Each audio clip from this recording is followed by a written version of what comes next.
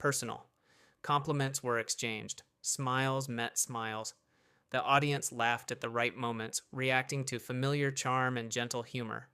On the surface, everything unfolded exactly as planned, but beneath the table, Julia's foot shifted once, then again. A subtle movement, heel lifting and lowering against the floor. As the conversation drifted through early topics, career reflections, light anecdotes, carefully chosen memories, the cameras caught fleeting details. Julia's fingers interlaced, then separated. Her thumb pressed against her index finger, hard enough to blanch the skin. Her laughter came a half beat late, arriving after the punchline rather than with it. Whoopi noticed. She didn't react outwardly. She had spent a lifetime reading rooms without announcing it. Instead, her gaze lingered a fraction longer each time Julia spoke, watching not just the words but the pauses between them. Watching the way Julia's eyes sometimes dropped to the table before she answered, as if checking herself. The studio air felt thicker now. Even the audience seemed to sense it, their reactions growing quieter, less spontaneous. A cough echoed from the back row, too loud in the momentary silence between sentences. Somewhere off camera, a headset crackled with low, urgent whispers. The conversation edged closer to personal territory. Not confrontational, not yet, but nearer to places where opinions lived rather than anecdotes. Julia's posture stiffened subtly.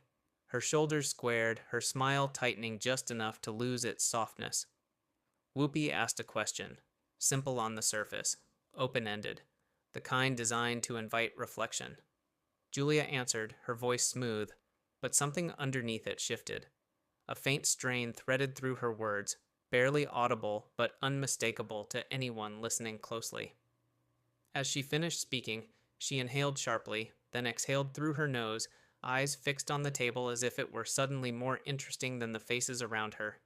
The cameras held steady. The red live light burned on. For a heartbeat, no one spoke.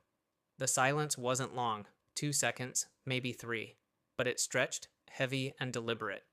In that pause, the audience leaned forward without realizing it. A producer raised a hand behind the cameras, then lowered it again. Julia finally looked up. Her gaze met Whoopi's, and this time neither woman smiled. The moment passed without comment. Conversation resumed. Laughter returned, though thinner now, less certain.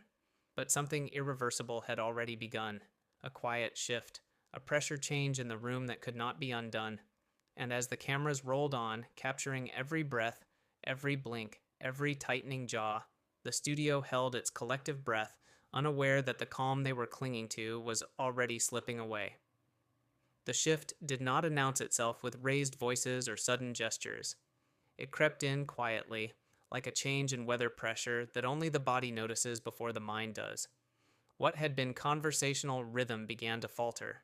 Sentences overlapped by accident. Laughter arrived late or not at all. The audience, once relaxed, now sat with backs straighter, hands folded more tightly, unsure why their instincts were urging caution. Whoopi leaned back slightly in her chair, one arm resting along the table's edge. Her face remained composed, but her eyes sharpened, tracking Julia with a focus that felt heavier than any interruption. Years of live television had taught her this exact moment, the one where control still existed, but only barely. Julia spoke again, responding to a follow-up question that drifted closer to values than memories. Her words were careful, arranged like glassware set too close together. Every syllable sounded intentional, yet her jaw tightened between phrases.